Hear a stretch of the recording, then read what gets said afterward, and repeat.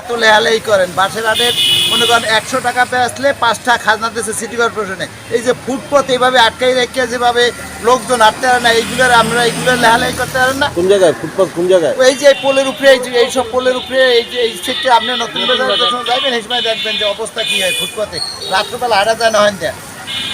আচ্ছা, এখন এই বাস কি আপনারও আছে? না, আমাকে বাস নেই, আমরা ওখানে 80 বছর তো আমার বাপদাদারা করিয়ে আইছে।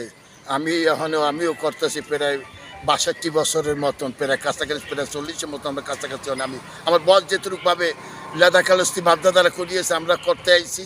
এখন আমরা এই জামাই প্রায় করতে আসি এখন প্রায় 80 বছর এই বাসের হাটটা। এখন আমাকেও সে তুলেই দেবে মেয়র মহোদা। এখন আমরা একটু সময় চেয়েছি, আমাকে সময় তোমাকে মেয়র মহোদা দেয় নাই।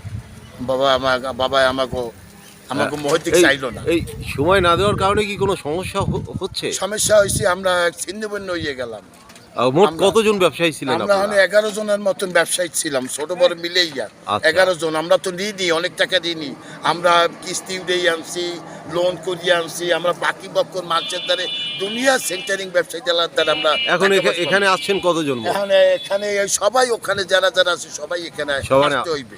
এখানে না, আমরা তো আমরা মেয়র সাহেবের দ্বারা গেছি যে আমাকে একটু সময় দেন, আমরা আপনার একটু কথা বলি, আমাকে একটু সময় দেন। আমরা একটু কথা বলি, আমাকে একটু কথাই শোনেন, মানে আমাকে ওই হাটটা ওই সাইডে চলে গেছে, আমাকে একটু সময় দিলে মনে করেন আমরা এখানে কিছু বাচ্চাকে যদি একটা মাস আমাকে সময় দিয়েছে যে আমরা ভাইয়া ওই হাটটা ওই জায়গায় রেখেছে, তো আমাদের কোনো সময় দেন, আমাদের কথাই শুনে নেই।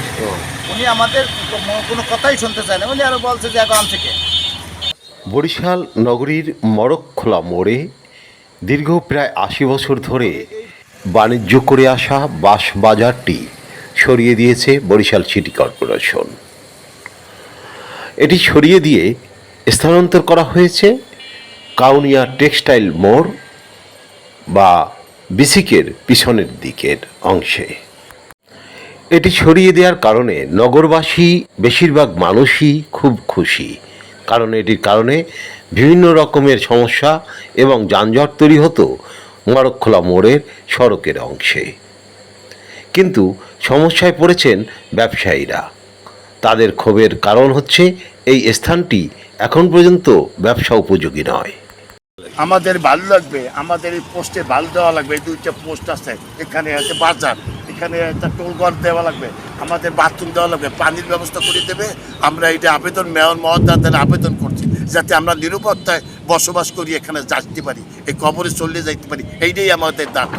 তবে দ্রুততম সময়ের মধ্যে ব্যবসায়ীদের চাহিদা পূরণ করে তাদের যা যা প্রয়োজন সবই করে দেওয়া হবে বলে জানালেন সিটি কর্পোরেশনের সিইও রেজাউল বারী।